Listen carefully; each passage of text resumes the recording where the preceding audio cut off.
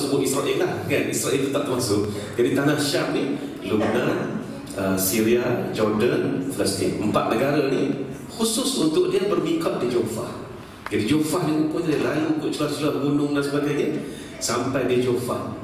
Keistimewaan untuk mereka. Jadi Jufah ni lebih kurang 160 km daripada Mekah lah ya. Jadi tidaklah mereka ni bermikat di Bi'run Ali 450 km dari Mekah. Tapi kalau orang hantar lagi, misal contohnya orang mana, Istanbul, Turki ke apa, maka sempadan dia adalah Bi'run Ali lah ya, Bi'run Ali sempadan dia. Untuk orang Syam saja keistimewaan khusus, maka mereka akan bermikat di Jufah.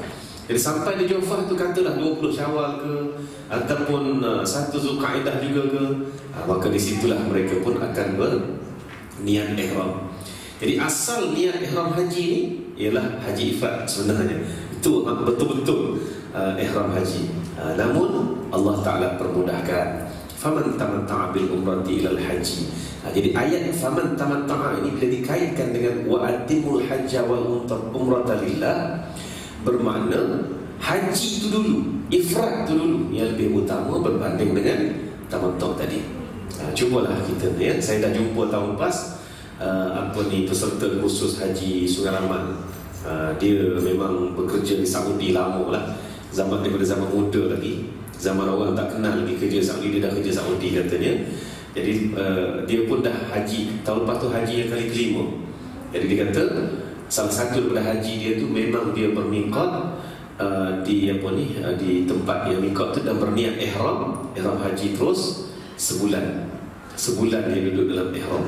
Itu orang paling lama yang pernah saya jumpa lah. Lepas sebulan tu saya pernah jumpa orang yang 3 minggu.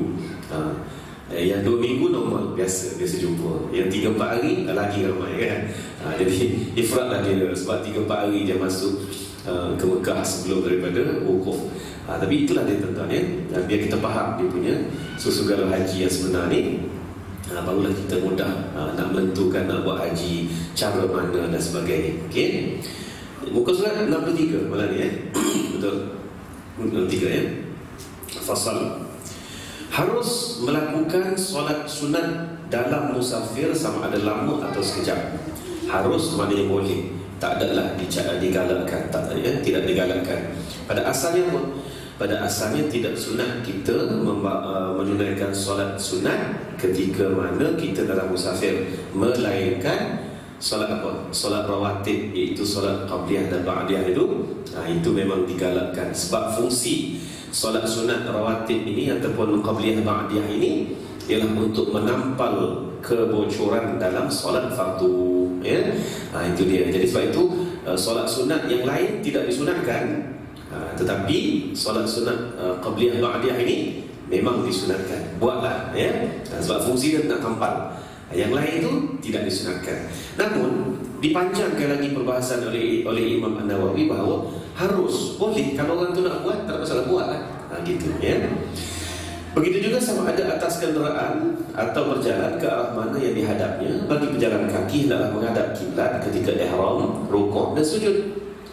Tidak disyaratkan menghadapnya pada selain daripada tempat ini, tetapi disyaratkan tidak menghadap selain hadapannya kecuali kepada kiblat. Disyaratkan juga rukuk dan sujud di atas tanah kalau berjalan kaki. Ini Imam Nawawi ini menulis 700 tahun lampau. Dia dah nampak dah kita. Kalau orang tu berjalan kaki, kalau dia nak buat solat sunat, berhenti. Dia kena berhenti lah. Dia kena berhenti. Dan dia kena rukuk, dia kena qiyam, dia kena rukuk, dia qiyam tu menghadap ke arah kiblat ya. Rukuk, qiyam mesti sujud takbiratul ihram, rukuk, qiyam dan sujud mesti dalam keadaan menghadap ke arah kiblat kalau dia berjalan kaki. Tapi kalau dia tumpang kenderaan orang dengan bas contohnya, tidak disyaratkan dalam solat sunat sahaja. Jangan lupa tu solat sunat. Kalau solat fardu, maka tetap diwajibkan menunaikan solat dengan menghadap ke arah kiblat ya. Itu untuk solat fardu. Bagi yang menunggang, yang mungkin dan mampu menghalakan binatang tunggangannya ke arah kiblat, wajib baginya menghalakannya ketika takbiratul ihram pada solat dan tidak pada lain.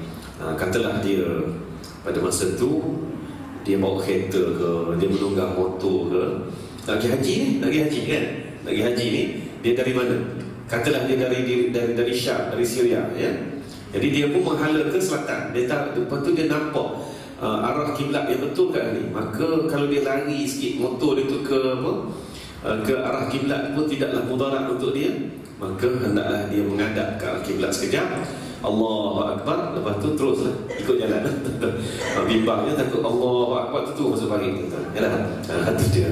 Jadi kata hendaklah menghadap ke arah kiblat jika boleh. Baik. Jika sekiranya tidak mungkin untuk menghadap kiblat kerana binatangnya liar atau sukar untuk dikawal, ataupun kerana kereta kita dari jalan yang memang begitu, kalau kita menghadap sikit masuk balik jawapannya, maka tidak disyaratkan untuk menghadap kiblat, kecuali jika berada di belakang haudash. Jadi dalam haudash, seperti haudash ni apa? Pondok kecil ataupun khemah kecil atas belakang unta tu dipanggil haudash, yang mungkin menghadap kiblat. Jadi katalah kita duduk dalam haudash, ya, ataupun kita duduk dalam kereta dan kita bukan pemandu. Kita bukan pemandu contohnya, ya. Nak sembahyang sunat ni, arah kiblat kita mengalir ke depan begini, arah kiblat ke kiri sikit. Jadi kalaulah kita misalnya tidak memandu, maka hendaklah kita paling sikit. Allahu Akbar. Lepas tu barulah kita betul tempat duduk masjid. Ya. Bayangkan halus Imam Nawawi ni bicarakan benda ni. Tapi adalah ulama-ulama muda sekarang ni, dia kata mana dalil, mana apa. Gini tuan-tuan, kalau Imam Nawawi ni dia dah keluarkan hujah dia ni, kita pegang satu dia. Dia ni ulama mujtahid. Ya, dia boleh tubuh mazhab sendiri pun patutnya, tapi dia masih kekal dengan mazhab Syafi'i. Ya, jadi kita berpegang dengan hujah-hujah dia, dengan ringkasan ini cukuplah tuan-tuan. Nak tahu dalil satu-satu dia sudah bahaskan. Ya, kita pegang begitu. Ya.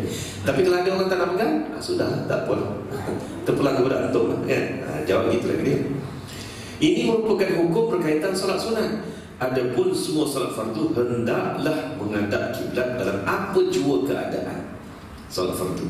Jadi kalau lah misalnya kata tak boleh juga nak menghadap kiblat, tapi waktu dah nak habis, itu timbul solat hormat waktu tu. Jadi tuan-tuan, dalam bab solat hormat waktu ni sabar dulu. Ada akan dibicarakan dalam kitab ni tentang apa itu solat hormat waktu tadi, ya. Jadi jangan dulu jangan dulu terkejutlah. Ini hujah-hujah daripada Imam Nawawi, bukan daripada sebarangan orang, ya. Begitu juga tidak harus solat dalam keadaan berjalan sekalipun menghadap kiblat. Tidak harus, maknanya haram. Itu dalam fiqh kalau sebut tidak harus tu haram lah, ya, batal, tak boleh. Pernah terjadi dalam satu kisah Nabi sallallahu alaihi wasallam, seorang sahabat Abu Sa'id Al-Khudri, dia sampai di pintu Masjid Nabawi, Nabi dah nak rukuk dah. Ya, Nabi dah semayang dah, dekat-dekat nak rukuk ke begitulah, ya, lebih kurang. Maka dia pun buat ijtihad, dan ijtihad ini tak diterima. Kemudian Rasulullah kata, selepas ini jangan lagi kamu buat seperti itu, tak boleh, ya. Jadi Imam Abu Sa'id Al-Khudri ni, dia sampai di muka pintu, dia pun Allahu Akbar. Lepas tu dia berjalan masuk saf, jalan masuk saf. Selepas itu sahabat-sahabat rujuk kepada Nabi SAW, apakah boleh semayang seperti Abu Sa'id semayang tadi? Maka Nabi kata selepas ni jangan buat lagi. Jadi hak sebelum tu tak payah qada lah, tak payah ulang masalah tadi. Sebab belum berlaku kes itu di depan Nabi dan ditanya kepada Nabi. Oleh itu Abu Sa'id buat dengan ijtihadnya, maka tidak salahlah untuk ketika itu. Untuk akan datang jangan lagi buat. Itu dia. Jadi tidak harus berjalan ke arah solat, ya. Ke arah kiblat dalam keadaan solat. Tidak sah baginya penunggang yang mencacatkan kedudukan qiyam, rukuk atau sujud atau selainnya, jika dia melakukan segala rukun ini menghadap ke arah kiblat, sekalipun dalam keadaan dan berada dalam haudash, kerusi panjang atau seumpamanya yang terletak di atas binatang tunggangan, maka dia solat sedangkan binatang tersebut tidak bergerak, maka sah solatnya mengikut pendapat yang sahih dalam mazhab oleh kebanyakan sahabat kami, ya. Jadi kalau dalam solat fardu, ya, maknanya kalaulah misalnya kata dia sembahyang dalam haudash tadi dan dia qiyam, dia menghadap ke arah kiblat, maka sah solatnya itu, ya. Walaupun dia tak turun daripada haudash itu, walaupun binatang tu tak bergerak, binatang tu tengah parking dan dia pun tak turun ke bawah, kan? Sah tuan-tuan solat itu, kerana dia telah qiyam tu dia cari arah kiblat betul-betul. Lepas tu selepas hari itu maka bolehlah untuk tidak lagi menghadap ke arah kiblat. Maka inilah pendapat yang sahih dalam mazhab. Mazhab apa? Mazhab Syafi'i oleh kebanyakan sahabat kami. Sahabat kami itu siapa? Ulama-ulama yang sezaman dengan Imam An-Nawawi. Sebahagian mereka berpendapat tidak sah. Walau bagaimanapun ada yang tidak sah, tak boleh. Kokok mana pun kena turun dia, terjun dari haudas tu supaya antara atas tanah ni. Inilah pendapat yang diputuskan oleh Imamul Haramain. Siapakah Imamul Haramain? Nama sebenarnya ialah Abdul Malik bin Abdullah bin Yusuf Al-Juwaini, terkenal dengan gelaran Imamul Haramain. Salah seorang ulama tersohor dan ahli fikir Islam, merupakan seorang imam dan anak kepada seorang imam. Imam apa ni? Imam masjid ni surau. Imam tu maknanya seorang mujtahid, tuan-tuan. Bukan imam surau, tidak. Bukan imam masjid, tidak. Ini imam mujtahid maknanya. Imam Abu Ishaq Ash-Shirazi pernah berkata, kamu ambillah manfaat daripada imam ini, iaitu Imam Abdul Malik bin Abdullah ini, yang digelar Imamul Haramain, kerana dia adalah amat hebat pada zamannya. Ramai orang yang boleh ambil faedah daripada ilmunya, sehingga kata Abu Muhammad Al-Jurjani bahawa beliau adalah imam pada zamannya serta cukup asing dan nadir dari segi kelebihannya. Apa maksud dia cukup asing dan nadir? Maknanya tak ada orang macam dia, karamahnya apa dia. Dan Imamul Haramain kerana dia berijtihad di dua tanah haram, iaitu tanah haram Mekah dan juga Madinah. Jadi dia ni umpama mufti kepada kedua-dua tanah haram ini.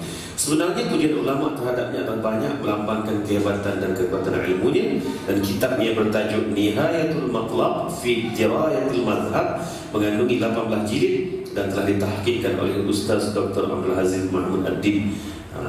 Jadi tuan-tuan, ingat tak saya pernah sebut dulu, ulama-ulama ni, para mujtahid ini, kemuncak ilmu dia akan karang kitab yang menghimpunkan segala hukum ijtihad dia. Namanya apa? Majmu'. Jadi selain daripada itu, Majmu' ni umpama ensiklopedia kepada seseorang ulama tu tadi, Maksudnya di situlah terpusat ilmu dia. Selain pada Majmu', yang tak menggunakan istilah Majmu', siapa dia? Imam Syafi'i. Imam Syafi'i dia dikarang apa? Ingat nama kitab dia? Maknanya ibu. Kitab ibu. Makna Majmu' lah tu. Dan Imam Haramain ini dia tak namakan kitab dia Majmu' juga. Dia namakan apa? Nihayatul Matlab. Maknanya matlab ni apa? Matlab ni orang yang berkehendak ataupun orang yang mencari, ataupun pencarian. Jadi Nihayatul Matlab ni hujung pencarian ataupun penamat pencarian. Hebat lah kita kan. Ada 18 jilid semuanya, jadi itulah dia kehebatan Imamul Haramain. Dan jadi tuan-tuan, pendapat Imamul Haramain tak sah dengan kita hanya menghadap ke arah kiblat ketika qiyam sahaja. Yang sahnya macam mana? Dari A sampai Z, salat fardu mesti qiyam, Kata dia, jika sekiranya binatang, bukan bintang ni, binatang, jika sekiranya binatang itu bergerak, maka hukumnya tidak sah mengikut mazhab sahih yang dinaskan oleh Imam Asy-Syafi'i dan jumhur. Ada juga pendapat yang mengatakan sah. Jadi tuan-tuan, ada dua pendapat dalam keadaan ini. Maknanya satu mengatakan sah, cukup dengan hanya menghadap kiblat ketika takbiratul ihram, Allahu Akbar. Lepas tu kita pun sembahyanglah. Maknanya fardu. Ini soal fardu. Kalau sunat tak ada masalah. Sunat tak perlu menghadap kiblat, hatta walaupun kita duduk dalam haudas dan unta tu tidak bergerak pula, kita pun tak menghadap. Contoh macam ni lah, yang saya selalu duduk buat lah, iaitu ketika naik kereta api. Jadi kadang-kadang dia berhenti di stesen tu, kita pun sudah molek dengan Allahu Akbar. Nak pergi mana? Nak pergi ke utara ni, naik ETS, Jadi pada masa tu berhenti mungkin dalam 2 minit dia berhenti kan. Jadi adakah pada masa itu saya kena bangun untuk menghadap, cari arah kiblat untuk sembahyang ni? Lepas tu duduklah. Kalau solat fardu, ya. Kalau solat sunat tak payah, tuan-tuan. Walaupun dia tengah berhenti, saya Allahu Akbar, Allahu Akbar, Sami Allahu liman hamidah, Allahu Akbar, sampai habis. Solat sunat tak timbul masalah. Ini soal fardu. Apa soal fardu. Jadi ada dua pendapat. Pendapat pertama mengatakan pendapat ni pendapat apa? Dalam mazhab Syafi'i, tak keluar mazhab Syafi'i pun lagi. Duduk dalam mazhab Syafi'i. Ingat kitab yang kita baca ni kitab mazhab Syafi'i sebenarnya, ya. Ada dua, iaitu sama ada kita menghadap ke arah kiblat ketika mana kiblat sana, katakan kita pun bangunlah atas kereta api ni, contoh Allahu Akbar. Lepas tu Bismillahirrahmanirrahim. Sebab nak balik KL kan. Bismillahirrahmanirrahim. Alhamdulillahirabbil. Okey, satu pendapat mengatakan cukup dengan hanya takbiratul ihram sahaja yang menghadap ke arah kiblat. Pendapat Imamul Haramain, dan ini disebut sebagai pendapat yang paling muktamad, ya. Maknanya yang paling majoriti tak sah. Mesti kuku mana pun menghadap kiblat secara berterusan daripada takbiratul ihram sampai tahiyat. Jadi nak macam mana? Ya, macam mana apa? Sembahyang ni KL Central jawapannya. Itulah cara terbaik. Sebab dia KL Central. Tapi saya sedih lah, saya tak tahu lah ETS yang baru ni, ETS yang sampai Ipoh ni, ya, sebab saya tak naik lagi yang sampai Perlis ni, tak ada musola. Tak ada musola. Itu yang saya sedih. Terkenalah pada suatu pagi saya turun pukul 5 suku dari Gopeng, tuan-tuan, ya, dari Gopeng, first train dari Ipoh, saya naik di Gopeng. Dia start di Ipoh pukul 5 ke, saya naik dalam 5.20 lah gitu. Start di Gopeng. Saya pun dah masuk subuh ni, kita tanya lah budak tu, budak yang jaga kafe tu, "Dek, musola kat mana?" Suram. Musola tak faham, suram. Oh, tak ada. Dah dia tak sembahyang ke? Tanya pagi sebiji je kan. Senyap, tak kata apa. Masa tu masalah tu nak sembahyang macam mana, ya. Kita pun tak bawa sejadah, sebab dalam kepala saya tu faham dia ada lah itu dalam tu. Tak ada. Mau tak mau, tuan-tuan, saya gunakan pendapat yang pertama tadi. Pendapat pertama hanya menghadap ke arah kiblat, ya. Lepas tu duduk, tapi dalam hati, ya, saya ulang balik lah, kira ulang balik sampai di KL Central tu, kita ulang balik solat tu walaupun subuh dah habis dah, tuan-tuan, ya. Ulang balik rasa tak sedap hati, ya. Sebab kita tahu jumhur mengatakan, ya, ataupun Imamul Haramain ini, nama Imamul Haramain itu sudah cukup untuk kita memilih pendapat dia, mengatakan tak boleh solat fardu mesti dari A sampai Z, tuan-tuan. Pilihan seterusnya solat hormat waktu lah. Apa itu solat hormat waktu? Baiklah, saya bagilah intronya sikit. Kita solat hormat waktu ni, syarat untuk sah solat itu kita tak dapat penuhi semua. Terutama yang kes arah kiblat dan qiyam ni tadi, tak dapat penuhi semua. Tapi berwuduk kita boleh berwuduk dan sebagainya. Okey, kita penuhi setakat mana yang boleh syarat sah tadi, penuhi dulu. Lepas tu hak tak boleh dipenuhi tadi, terpaksalah kita pun solat juga dalam keadaan kekurangan tadi. Contohnya dalam kapal terbang, ya, dalam kapal terbang nak balik dari Mekah, dari Jeddah ke KLIA, memang pada masa tu kita tak dapat mencari arah kiblat, tapi saya curi juga, saya curi jugalah kan. Betul juga kata pramugara, dia kata, saya kata kenapa tak benarkan saya sembahyang di depan pintu kecemasan tu, kan ruang tu luas kan. Dia kata kalau saya benar pada cik, 400 orang lagi nak sembahyang juga cik, dia kata. Jadi tak ke kapal terbang tu akan bahaya. Okey, alasan diterima, tak ada masalah, alasan diterima, ya. Jadi kita pun sembahyanglah dengan ambil wuduk sahaja, wuduk pun guna spray, menghadap ke Kuala Lumpur kan? Menghadap ke Kuala Lumpur ke mana-mana tak tahu dah tu kan. Allahu Akbar, sampailah habis solat. Inilah yang dinamakan solat hormat waktu. Tak perlu niat usolli hormatan waktu subuh 2 rakaat kerana Allah, tak, bukan gitu. Jadi tuan-tuan jangan duduk pelanggar pun. Sampai di KLIA, perkara pertama yang saya buat ialah saya iadah solat saya tadi. Walaupun subuh dah habis dah kan, memang confirm lah sampai KLIA pukul 10.30 dah pun. Sebab barang lambat lagi nak keluar, kita pun cari tempat musola mana-mana. Tak silap saya kalau KLIA dekat dengan custom tu lah kan. So, kita pun ambil wuduk semua dan sembahyang, iadah solat kita tadi. Itulah yang jumhur dalam pandangan mazhab Syafi'i. Itulah yang juga disebut oleh Imam An-Nawawi. Ada masalah kan? Ya, ada masalah kan dengan solat hormat waktu?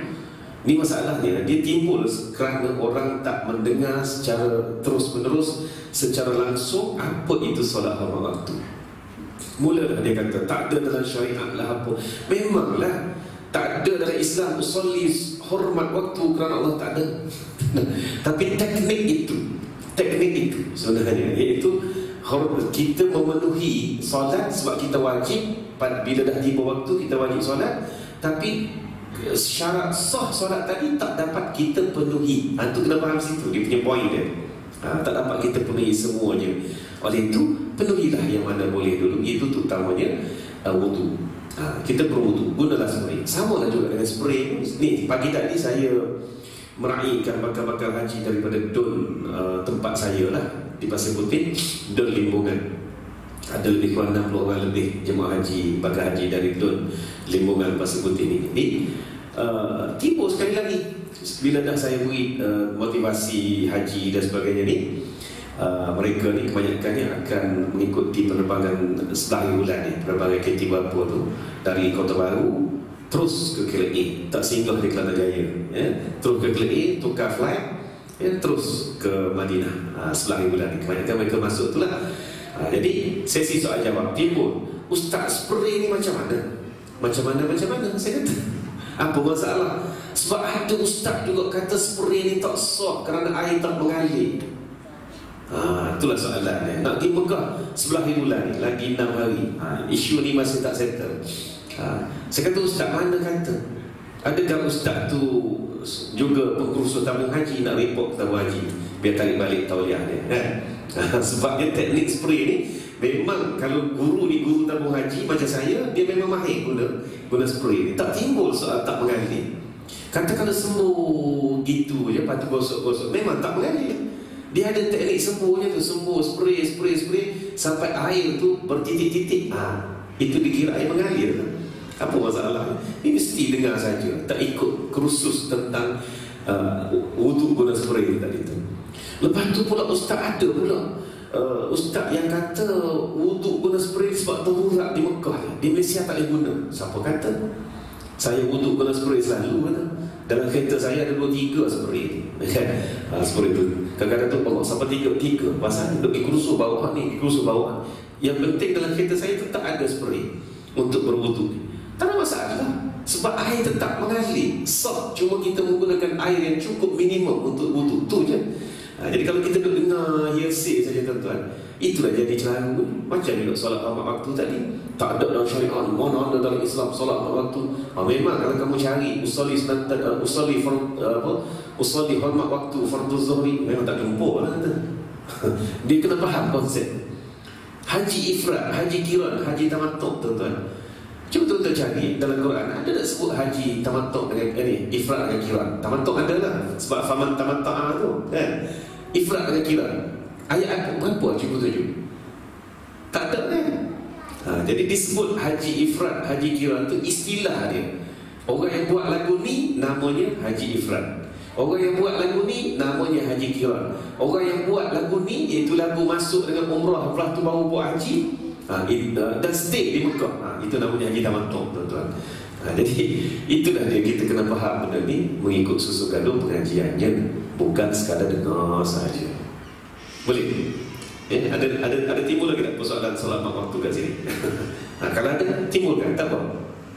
Ada seorang pramugara, ketua pramugara, dan dia ni cukup baik dengan Allahyarham Haji Muhammad Rafa, yang meninggal dalam MH17 Kamcing Suruh. Dia kata memang dia masuk tu satu batch dengan Haji Rafa ni, ya.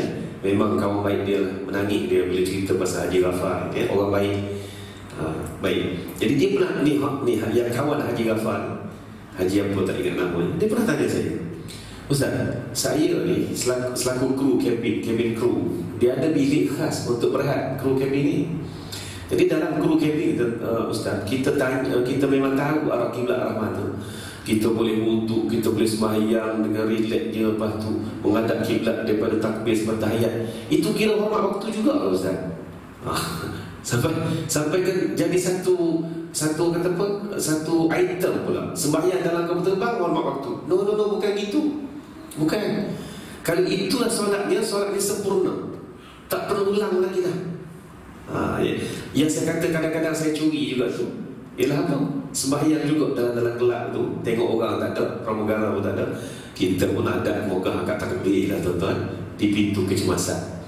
Dan itulah juga antara rahsia kenapa saya suka minta duduk di pintu kecemasan.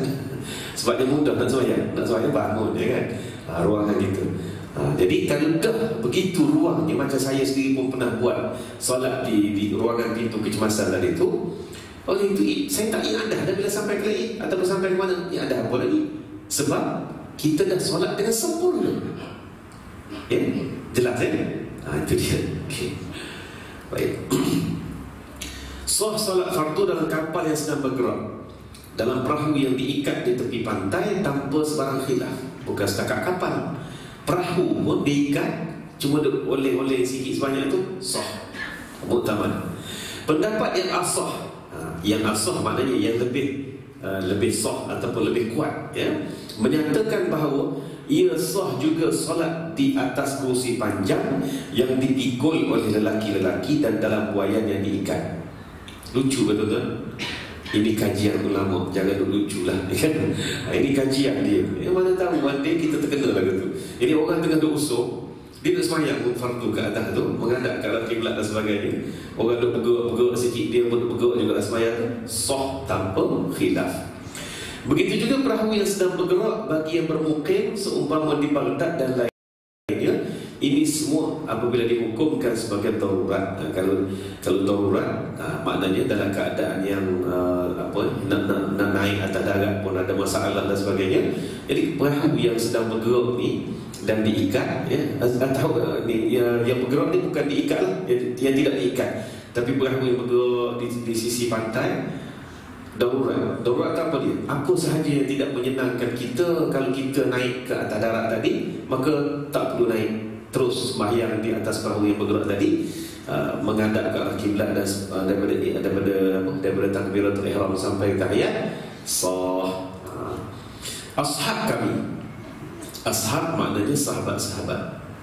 Sahabat-sahabat bukan sahabat Imam Nawawi masa dia minum kopi, tak, ya. Sahabat ni maknanya sahabat seangkatan yang turut sama berijtihad, ulama juga sama-sama dia. Itu maksud ashab kami. Berpendapat jika takut terputus daripada rangkaian taulannya atau takut terjadi sesuatu kepada dirinya, hartanya, maka boleh hadir solat fardu atas kenderaan dan wajib mengulang, dikata. Begitu juga hukum nazar jemaah, hukum nazar jenazah agak sama seperti hukum fardu, ya. Jadi tuan-tuan, wajib ulang i'adah solat tadi. Dia tak panggil qada. Dia tak panggil qada. Saya pun dah sebut daripada tadi, ulang-ulang kan, ataupun i'adah. I'adah tu ulang. Kenapa dia panggil ulang? Sebab kita dalam waktu subuh tadi kita sembahyang dalam kapal terbang, cuma sembahyang dalam keadaan tak sempurna syarat sahnya. Jadi sebab itulah bila kita sampai di KLIA, katakan kita nak solat subuh tapi pukul 10.30 pagi dah landing, sebab elok-elok dibaca je, kita pun carilah surau sembahyang. Kita tak payah sebut usalli fardhu subhi qada'an, tak payah sebut. Jadi teruskan dengan usalli fardhu subhi sahaja. Dia automatik mengulang yang tidak sah tadi itu, yang bukan tidak sah, yang tak sempurna syarat sahnya, gitu. Inilah kelebihan solat hormat waktu tadi, ya. Okey. Jadi berkenaan dengan hukum nazar jenazah dan nazar itu nanti itu panjanglah perbahasannya. Cuma kita fokus pada malam ini ialah berkenaan dengan perbahasan solat-solat ni tadi, dalam keadaan yang kita tidak boleh menyempurnakan kesemua syarat-syarat sahih, ya. Furu'. Furu' ni maknanya cawangan ataupun cabang. Apabila seseorang solat sunat atas tunggangan yang terdapat pelana atau seumpamanya, tidaklah mesti dia letakkan dahi atas belakang binatang dan tidak atas pelana ketika hendak rukuk dan sujud. Bahkan memadai bahawa dia condongkan sedikit ketika rukuk dan sujud ke arah jalannya.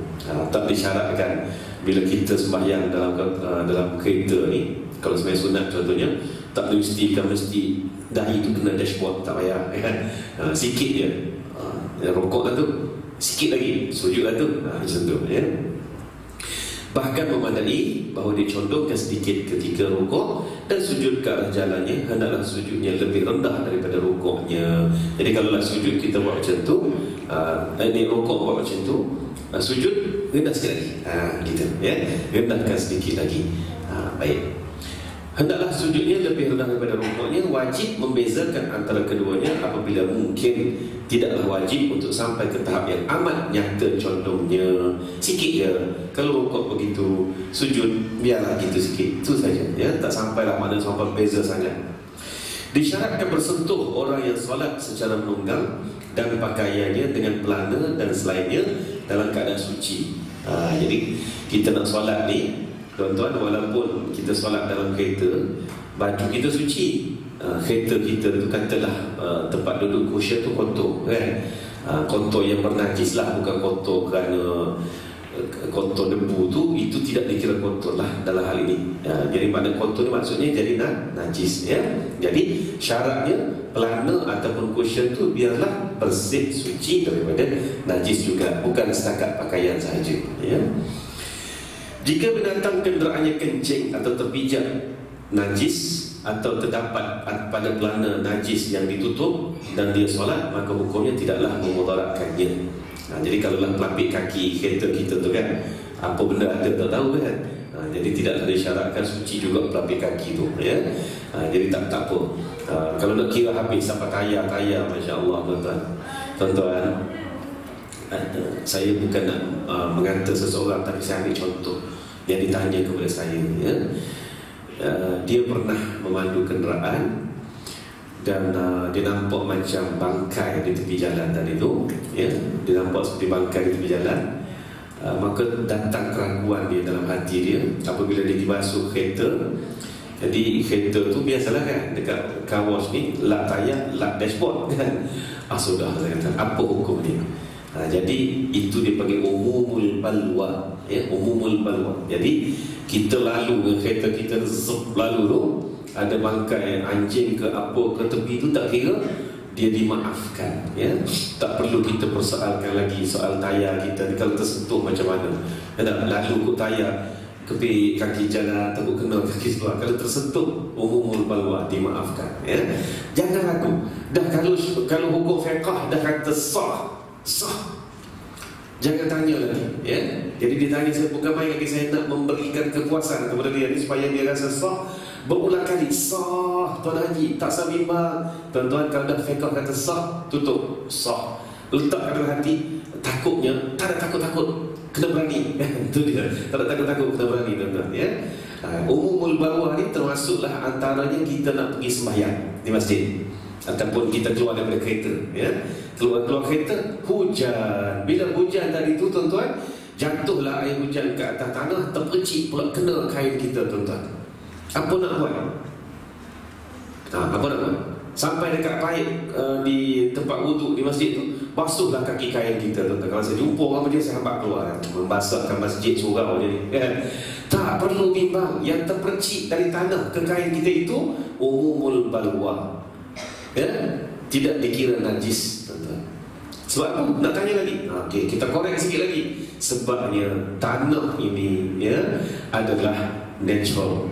Itulah antara sebabnya Imam Syafi'i menggunakan air tanah untuk sama najis mughallazah, kerana tanah itu tadi naturalizekan ya apa yang ada di dalam kuman-kuman dalam najis tadi. Sebab itulah Imam Syafi'i ini bukan sebarangan ahli fiqh, dia juga ahli saintis tuan-tuan ya. Banyak bukti-bukti yang menunjukkan Imam Syafi'i ini saintis ya dalam hukum-hukum fiqh. Nantilah kita akan tunjuk, jika jumpa kita tunjuk. Jadi dalam kes terpercik air hujan kat atas tanah, terpercik pula kena kain kita, itu umumul balwa, tak usah risau. Basuh kaki je lah ya, basuh kaki je. Kerana basuh kaki ni satunya soal adab kita dengan Allah ya. Tak payah basuh kain tu, basuh kaki saja. Mungkin adalah pasir-pasir yang terlekat di kaki kita basuh tu sebenarnya bukan kerana kata kaki kita najis, tidak. Basuh tu lebih kepada adab saja ya. Kain jangan basuh.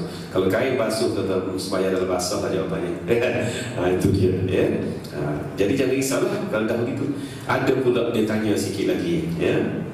Masalahnya Ustaz, dia tak jatuh, air tadi tak kena atas tanah, dia kena atas jalan tar. Jalan tar kan bukan tanah. Saya pun tengah nak jawab, sudahlah. Jadi soalan ni jangan terlebih sangat tuan-tuan ya. Jadi jalan tar ke, jalan simen ke, umum boleh bawa. Dia kira neutral ya. Tidak menjadi najis kepada kain kita. Jangan risau, naiklah sembahyang ya. Gitu. Okey. Begitu juga sekiranya penunggang memijak najis juga tidaklah memudarat mengikut pendapat yang asah. Kalau seseorang yang solat secara berjalan memijak najis secara sengaja, nescaya batallah solatnya dan tidaklah ditaklifkan dengan bersungguh-sungguh memelihara dan ihtiyat dalam perjalanan ya. Maksud secara berjalan tadi itu kenderaannya lah berjalan, bukan dia berjalan ya. Kita tak boleh sembahyang sambil berjalan. Jadi dalam keadaan kenderaan berjalan, pijatlah najis, nampak sangatlah najis tu kan? Nampak sangat, tidaklah ditaklifkan dengan bersungguh-sungguh memelihara dan ihtiyat dalam perjalanan itu pun tidaklah menjadi suatu mudarat. Kalau kereta kita contohnya, kita tengok sebenarnya ni, kereta kita pandu ataupun dipandu oleh orang lain, nampak bertumpuk-tumpuk najis lembu, dia pun langgar sebab jalan tak ada, tidaklah menjadi suatu yang diberatkan untuk batal sembahyang kita sebab tayar kereta kita melanggar najis lembu tadi itu tidak jadi sampai tahap itu ya. Tidaklah memberatkan ya. Namun jika sekiranya dia menunggang unta tadi dan dia lalu jugalah di atas tahi lembu ke tahi apa tadi itu ya, najis lah kiranya, maka itu hendaklah dia tidak sahlah solatnya sebab dia sengaja langgar. Kalau tak boleh nak kontrol, tak sengaja, tidak memberatkan ya. Habis bateri.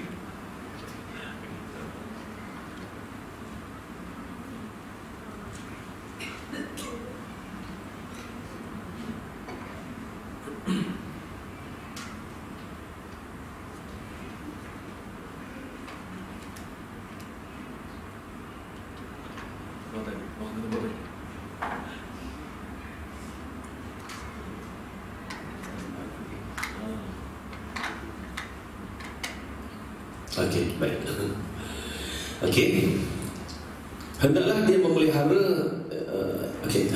memelihara segala perbuatan yang tiada keperluan terhadap dirinya dalam solat tadi.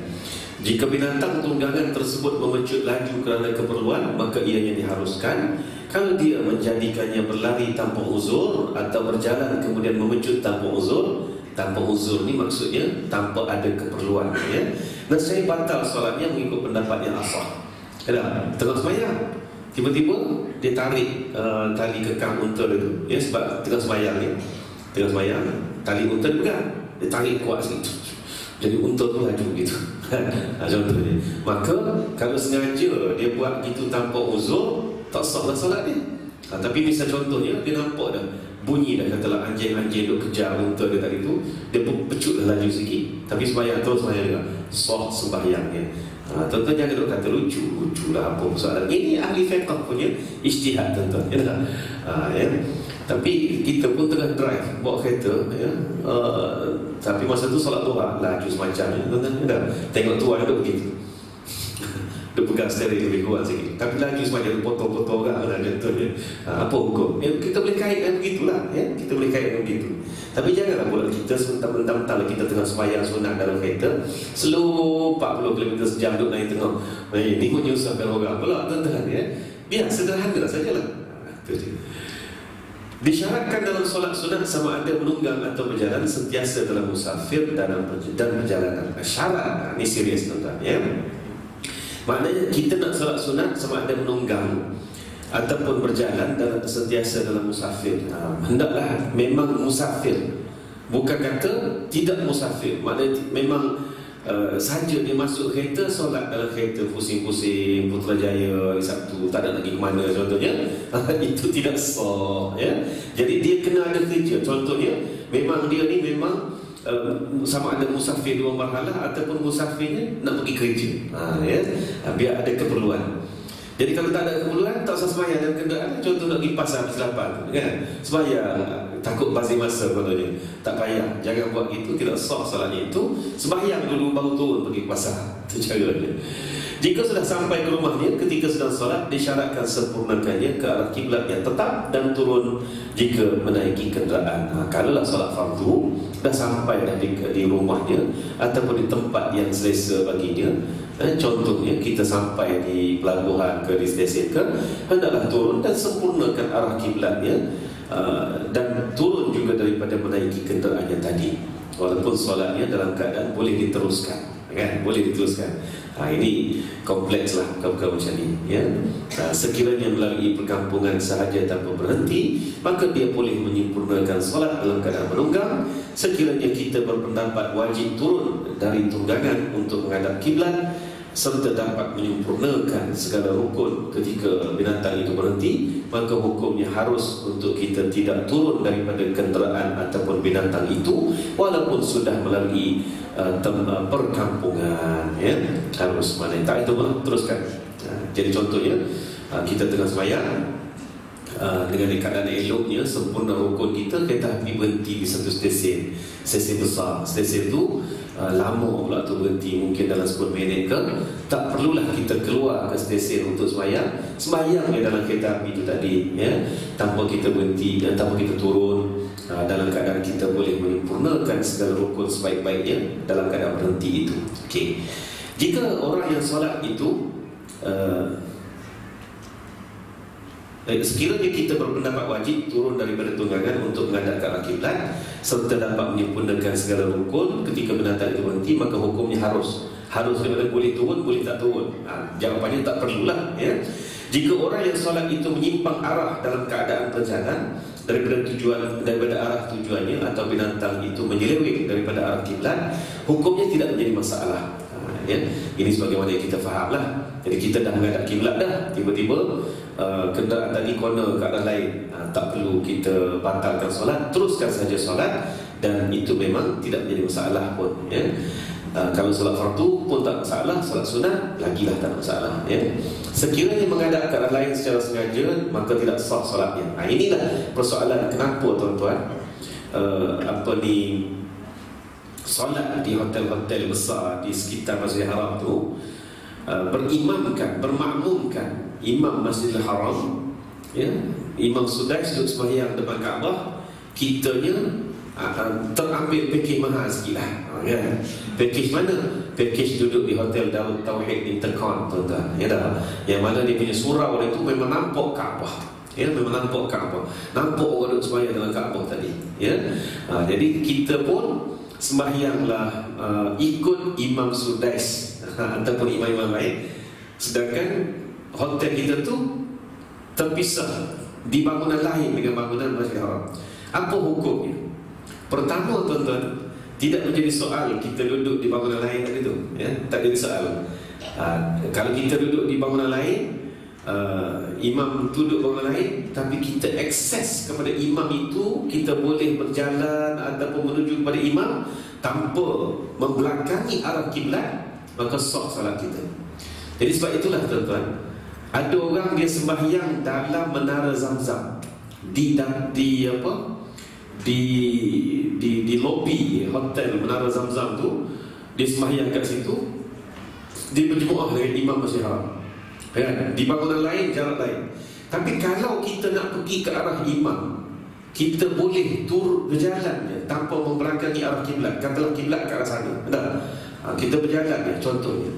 Memanglah tak akan berjalan, tapi kalau nak berjalan ke arah imam, kita tak payah pusing ke lain. Itu maksud dia, ya. Maka sah solat kita walaupun duduk di bangunan lain. Tapi yang hotel yang paling terkenal ni, Hotel Darut Tauhid yang kata nampak Kaabah ni, boleh tak kita menuju ke arah imam dalam keadaan tidak perlu membelakangi kiblat tadi? Boleh ke tidak? Tak boleh. Sebab dia tingkat berapa? Tak tahu hotel itu dia punya surau tu. Jadi oleh itu kalau nak pergi ke sana, kena naik lift. Bila nak naik lift, lift ke mana? Lift ke sana.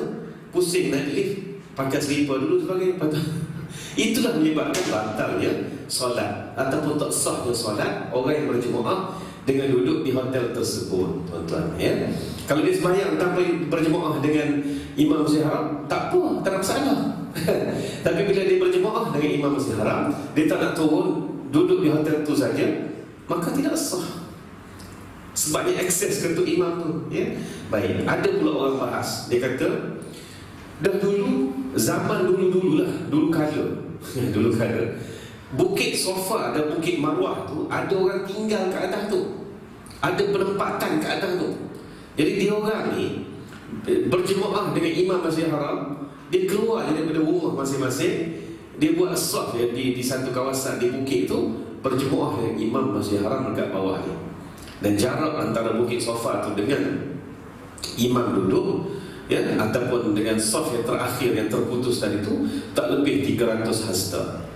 Jadi saf terakhir dengan saf yang terputus tu tak lebih 300 hasta, maka saf jemaahnya, saf dia berjemaah dengan imam tu tadi. Jadi sekarang ni duduk di Bukit Sofa tu terputus sebab tak ada orang sembahyang di leri-leri bukit tu, yang ada ke atas tu. Jadi jarak atas tu ke saf yang terakhir 300 hasta tak lebih. Okey. Lepas tu dia terpulang, orang duduk di Bukit Sofa tu, tuan-tuan, dengan Bukit Marwah sekali, ya. Kalau dia nak datang ke arah imam, dia tak perlu pusing kiri kanan belakang mana, tak ada. Dia boleh jalan straight saja ke tu imam, ya. Oleh itu sahlah salat dia. Jadi jangan kita buat sandaran kepada hujah bahawa pernah orang-orang yang tinggal di Bukit Sofa dan Marwah berjemaah dengan Imam Masjid Haram, ya. Sebab lain kesnya dengan solat di surau hotel Continental tu dengan duduk di Bukit Sofa, Bukit Marwah, ya. Yang saya berani hurai sampai tahap ni sebab apa? Sebab saya menemani sendiri Ketua Pakar Rujuk Haji Datuk Seri Hassan Ahmad, bekas Mufti Pulau Pinang, ya, kaji kedudukan setiap surau di hotel-hotel yang sekitar Masjidil Haram ini, ya. Yang masalahnya sebab ada orang tak nak turun lah, nak berjemaah di itu saja. Kalau lah dia tak berjemaah di surau dia turun terus ke Masjidil Haram, tak ada masalah. Sebab itulah, tuan-tuan, kadang-kadang masa pilih package nok yang paling dekat dengan Masjidil Haram, tapi bila tiba ke waktu kejadian, ya, haram tak turun tu. Kan ni masalahnya. Terpaksalah mufti naik pergi cek satu-satu. Jadi kalau duduk di Zamzam Tower, dengan kedudukan Zamzam Tower pada masa itu, aksesnya kepada imam tak ada masalah, tak perlu membelakangi kiblat dan sebagainya, maka sahlah di Zamzam. Tapi tak sah jika di Hotel Intercom. Jadi maknanya lain hotel, lain hukumnya, gitulah, ya. Tapi tuan-tuan tolonglah kita ni kalau dah pergi ke Mekah, sama ada haji ataupun umrah, ya, tak masuk dalam Masjid Haram ni, dia panggil apa? Macam Zabidi Muhammad tulis dalam buku memoir dia dulu, tersungkur di pintu syurga. Al-Arqam tersungkur di pintu syurga. Kita pula jemaah umrah dan haji tersungkur di pintu Masjid Haram, tak masuk. Sebab kita tak masuk. Masuklah, tuan-tuan, masuk je dalam Masjid Haram, ya. 100,000 kali ganda pahala. Sembahyang di hotel, tuan-tuan, walaupun sah, maknanya jemaah di hotel-hotel tertentu, sah berjemaah dengan Imam Masjid Haram, tapi tak dapat 100,000. Jumhur ulama, ya, meletakkan 100,000 yang Nabi janji itu ialah dalam Masjidil Haram, bukannya seluruh tanah haram Mekah. Minta maaf cakap, ya, bukannya seluruh tanah haram Mekah. Ada orang yang pergi haji tahun ni dan tahun-tahun sudah, ya, hotel paling jauh nasib-nasib lah, ya, dengan muassasah ni mau susah kan, tuan-tuan, ya tak? Dia mau susah. Jadi ada hotelnya 1.2 km, nasib lah, tuan-tuan, nasib lah, macam mana? Tapi jangan jadikan alasan kita tak pergi ke Masjid Haram, kita, yalah, maklumlah hotel kita jauh kan. Jangan duk main gitu, tuan-tuan. Itu alasan saja. Allah nak bagi pahala lebih dekat kita. Bahkan sebenarnya hotel-hotel ini kadang-kadang ada yang menyediakan shuttle, duk ulang alik hantar jemaah nak pergi masjid hampir 24 jam. Sebenarnya yang hotel-hotel yang 1.2 km kata tu, dia bukan kata serah kita begitu saja. Dan kalau pun tak ada shuttle disediakan oleh pihak hotel, van sampu ni banyak tuan-tuan. Yang ambil hanya 2 rial pergi, 2 rial balik je ke Masjid Haram. Jarak antara tu naik je lah, susah apa ni? Susah apa kan? Jadi belanja kita pergi ke Mekah ni bukan untuk shopping, untuk ni lah benda-benda macam ni. Kalau susah sangat, okey tak apa. Saya jumpa sahabat-sahabat kita yang istiqamah. Kita tak kira, memang hotel kita paling jauh, takdir kita terima, tak ada masalah. Tapi nak pergi sembahyang, maka kita pun sangguplah berbelanja 2 rial, 3 rial satu hala. Balik pun 2 rial, 3 rial, tak ada masalah. Ini orang yang betul-betul pergi haji semua. Ini jadikan alasan pula. Okey, baik. Seterusnya disyaratkan dalam solat sunat sama ada menunggang atau berjalan, sentiasa dan musafir. Okey, kita dah baca.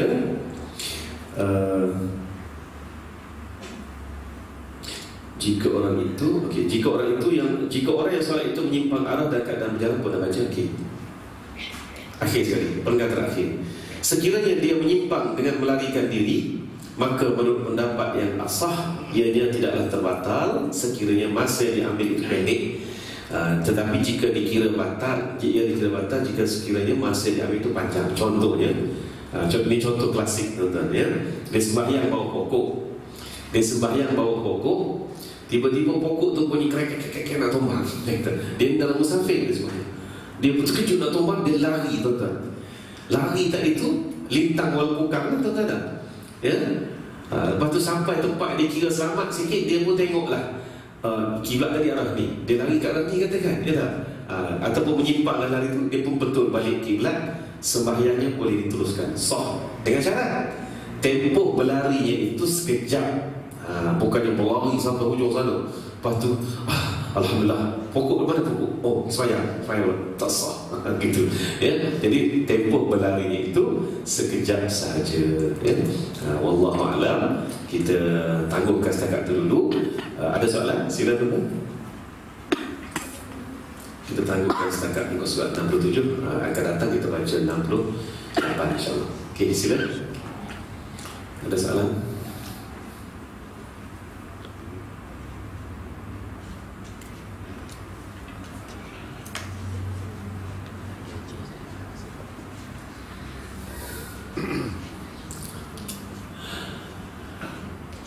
Sebab fiqh ni luas ya. Ini apa yang kita baca dalam kitab ni adalah sebenarnya boleh dikatakan pandangan yang paling jumhur di dalam mazhab Syafi'i ya. Sebab Imam An-Nawawi ini adalah salah seorang mujtahid dan juga mujaddid dalam mazhab Syafi'i. Okey, ada soalan? Silakan. Ya, silakan. Apa dia? RM2. Tidak nampak macam darah. Baik. Duit ni kalau jelas kesan-kesan darah hendaklah dibasuhlah. Walaupun dah kering ya. Tapi kalau tidak jelas, dia masih lagi dalam peringkat umumul balwa ya. Macam kes umum balwa tadi ya. Ada setengah orang sebut umum balwa, bukan umumul balwa, maknanya kotoran-kotoran yang umum ya. Jadi sebab itulah duit kita duduk dalam wallet kita tu walhanya orang siang ikan dekat pasar kan, contohnya siang ikan dia berbayar duit kita. Ada kesan darah tak di duit tu? Ada tak? Cuma tadi tangan dia berdarah, dia hulur duit balance kat kita kan. Jadi kalau tak ada kesan darah tu tak nampak, tak apa, umumul balwa. Tapi kalau kesan nampak cap jari lagi kan, bahaya, cap jari penjual ikan itu, maka tuan-tuan basuhlah ya, hilangkan darah tadi ya, sedapat mungkin. Dan memang sebenarnya pun salah satu ciri duit ini dia tahan daripada perkara-perkara macam tadi lah ya. Selagi tak kena beli ke tak apa, kena tahan, tak boleh basuh ya. Tapi kalau tak ada, tak payah basuh, umum balwa ya, betul ya. Okey, ada soalan? Begitu juga tadi kesan darah kan, bau, ada bau di duit tu, memang bau tu jelas, busuk sungguh dah bau kan. Biasanya busuk ni najis lah, maka kita dibasuh lah, dibasuh sekadar yang sepatutnya, dan selepas tu jemur lah kan, ataupun sidai lah duit tadi ya. Kalau tak ada bau, tak ada kesan darah, tak ada kesan najis, ya, tak perlu. Umum keluar.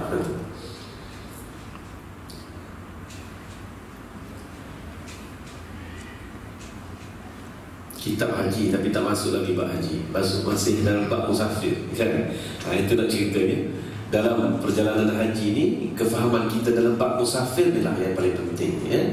Yang paling penting ni orang kita dia tak ambil pusing pasal tu. Dia ambil pusing apa? Ustaz, saya nak bertolak keluar dari rumah lepas zuhur ni, berlaku di pukul 3 di Kelana Jaya. Selamat alhamdulillah, kita bersiru ala barakatullah.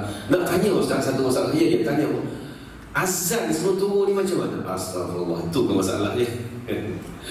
Azan tu sunat saja, tak azan pun tak apa, ya. Tapi solat musafir, solat sunat musafir, ya, ini muakkad tuan-tuan, amat-amat digalakkan. Suami isteri nak turun, suami isteri kan? Ada juga yang tanya, ya. Di sekarang tu untuk tanya ni, tu tanya, adakah suami saja saya ikut dia? Tak. Kalau isteri boleh sembahyang dulu, ya. Suami sembahyang, isteri sembahyang sebelum turun bermusafir. Ada juga yang tanya, dia kata kita keluar, ada orang ajar Ustaz kata, solat sunat musafir ni kita keluar daripada rumah kita, lepas tu singgah di surau berdekatan, solat sunat kat situ. Ya. Macam-macam, kan? Ini tu gitu ni, dia dengan ilmu tak mana-mana, kan? Solat sunat musafir ni maknanya kita dah nak pergi ke Mekah, musafir lah tu, ya. Jadi sebelum kita meninggalkan rumah kita, bukan kata pergi solat di surau, itu dah jadi menyusahkan pula. Sebab dia ada alasan juga. Dia kata sebabnya bila kita dah keluar rumah tu lah baru kira musafir. Jadi kita carilah surau di mana-mana. Tuan-tuan, itu dah jadi menyusah sebenarnya, ya. Sedangkan seboleh-bolehnya Islam ini mempermudahkan. Jadi sebab itu tak timbul soal itu. Solat sunat musafir ini ialah sebelum meninggalkan rumah. Dah habis dah barang masuk dan kereta semua dah siap-siap. Okey, tak apa dah. Okey, tak apa. Solatlah suami isteri ni. Selepas solat teruslah keluar rumah pakai kasut, naik kenderaan. Itu barulah betul dia punya aturan. Ya. Dan solat ada pula yang tanya pasal nak pergi ke Mekah ni, nak masuk Mekah terus, ya, nak masuk Mekah terus. Jadi bila masa dia nak mandi sunat ihram, solat sunat ihram dan sebagainya, jadi tuan-tuan, mandinya yang kira macam terakhir sebelum dia keluar rumah lah, ya. Mandi itu niatkan mandi sunat ihram. Yang itu. Lepas itu keluar daripada bilik air, dah pakai lengkap dah semua, solat sunat ihram. Tak niat lagi, baru solat sunat saja. Lepas tu dia pun pergilah buat kerja tu, ada tengok-tengok lagi apa-apa yang tertinggal, yang tak masuk beg, rempah kari, telur masin, semua tu, kan? Oh, tertinggal semua. Masuk beg. Dah siap dah tu, beg pun dah masuk dalam kereta, barulah dia solat sunat musafir. Sudah solat sunat musafir, dia pun melangkah keluar daripada rumah lah. Itulah aturannya kepada mereka yang terpaksa mandi sunat ihram di rumah lagi. Di Madinah nanti, orang nak masuk Madinah, sebelum meninggalkan hotel itu, tuan-tuan boleh mandi dalam hotel, ya, dalam bilik hotel kita. Sunat ihramnya ketika kita mandi dalam bilik hotel kita tu lah. Mandi sunat ihram, niat mandi sunat ihram. Sembahyang sunat ihram nak buat kat mana? Ini istimewa sikit. Sama ada tuan-tuan nak sembahyang di Bi'run Ali nanti, di Masjid Miqat, ya, sudah sembahyang sunat ihram di situ, teruslah berniat ihram di Masjid Miqat tersebut, ataupun nak solat sunat ihram dalam bilik hotel di Madinah pun boleh juga, tak ada masalah, ya. Jadi luas, amalan-amalan solat ini luas dan mempermudahkan, bukannya membayarkan. Okey, itu sih. Okay, ada soalan? Silakan. Tambahkan dulu. Solat sunat musafir tadi tu. Okey. Katakan ayah kita dari kampung kan. Dia nak tu KLIA. Di rumah kita di sini. Dia singgah di sini. Singgah di sini. Dia transit dah sekejap. Jadi nak solat tu di mana? Di rumah sana ataupun rumah sini? Di rumah kampung. Rumah kampung. Di rumah dia. Kalau dia bermalam di sini satu malam? Pun sebenarnya sudah tidak disunatkan lagi dah. Jadi yang sunatnya ialah di kampung masa dia belum keluar rumah. Sebab dia bukan ahlul qaryah sini. Sini tu transit, singgah, ya. Rumah kita ni umpama dia transit di Kelana Jaya, begitu je lah, ya. Jadi memang nak dikendaki solat sunat musafirnya adalah di rumahnya. Lepas tu katalah dah duduk bermalam 2 malam di rumah kita, contohnya nak sunat musafir pula ke, tidak disunatkan lagi. Tapi kalau dia nak buat, tak ada masalah. Ya, itu je. Okay, soalan? Sama. Dia memang daripada kampung tu kena sebenarnya ni. Ya, betul. ya. Mandi sunat ihram mungkin di rumah kita lah, kan. Tapi solat sunat musafir di rumahnya sendiri. Sebab dia dalam musafir ketika dia singgah di rumah kita tu, ya. Okey. Okey. Ya, sila. Solat dalam kapal terbang tadi tu. Kalau kita naik kapal terbang, nak masuk waktu. Kita tak habis waktu. Tak kapal kita dah masuk negeri lain, waktu lain lah. Dah waktu zuhur tu dah waktu asar. Okey, tak ada masalah. Kalau kita kalau jenis perubahan waktu ni maknanya ya, dia kalau perubahan waktu ni kita bergerak ke arah timur lah. Kalau kita bergerak ke arah barat, maka sebenarnya kita punya waktu yang cukup panjang. Ya dah, sebab bila kita bergerak ke arah timur, kita lawan matahari. Jadi baru akad takbir di India contohnya dah, kamu terbang dengan laju itu 800 km sejam, ya. Usolli fardhu zuhri, Allahu akbar, ya. Usolli fardhu zuhri itu baru duduk bismillah, masuk India, masuk terus siang lah. Dah jadi waktu asar dah. Tak ada masalah, teruskan, ya, teruskan. Bahkan kita boleh jamak. Ya, kita boleh jamak pun dengan anggapan bahawa solat kita tu bukan hormat waktu lagi. Solat sempurna zuhur, kita memang dah niat jamak, cross waktu pun tak ada masalah. Ini pernah berlaku, kes yang saya ceritanya kepada guru saya pun. Ini bukan dalam khutbah, ini agak-agak kita singgah di masjid itu untuk solat jamak, ya. Jadi tengok-tengok waktu zuhur masih ada, oleh itu kita pun niat jamak takdim lah, kan, jamak takdim. Tapi rupa-rupanya kita terlupa. Kita tengok jam tu jam Putrajaya, kita sembahyang tu di mana? Di Al-Ustaz, kan? Waktunya lain. Jadi bila kita Allahu Akbar tu usolli fardhu zuhri, ya dah, apa dia rakaat ini qasran lillahi ta'ala, kita niat lagu tu, ya. Tiba-tiba dah dengar azan asar. Tok Bila duk tunggu lama dah di mikrofon rupanya. Kita sembahyang kat anjung tu je. Kita Allah Akbar dia, Allahu Akbar, kita sudah. Aku ni macam mana ni? Kena batal solat ke? Ataupun niat jamak takhir ke? Tak perlu, teruskan, ya. Teruskan. Kita pun tahiyat, bagi salam, bangkit, terus takbir asal pula. Tak perlu. Itulah solat ini bukan yang memayatkan kita, sebenarnya memudahkan kita, insyaAllah, ya. Kalau dah terbang lebih-lebih lagi lah. Atau darat pun boleh buat lagu tu, atau udara lagi lah, ya. Tak ada masalah. Yang penting kita kena tahu masa kita kat takbir tu waktu apa. Tu saja, kan. Okey, ada lagi? Muslimat tak ada? Tak ada idea lagi, kan? Tidak muslimat, banyak soalan, kan? InsyaAllah. Okey, silakan. Sunat duha. Contohnya perjalanan pergi kerja pagi daripada pukul 8 sampai 8.45, boleh sembahyang masa driving tu.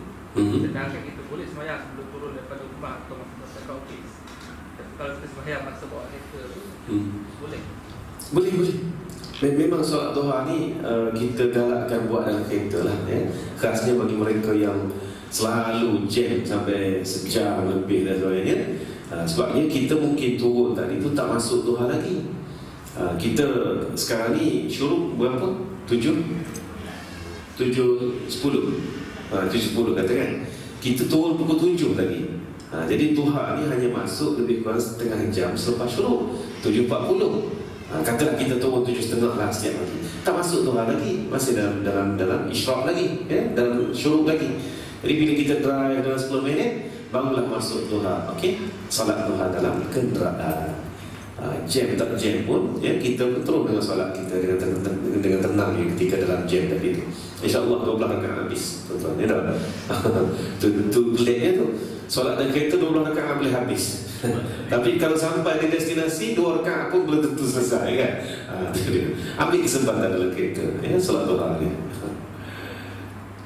Okey. Kita ada soalan?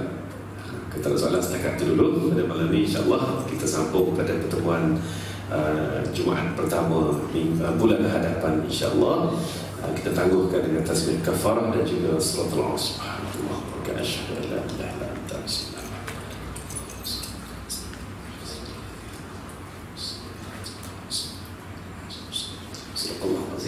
Wabillahi taufiq wal hidayah. Wassalamualaikum warahmatullahi wabarakatuh.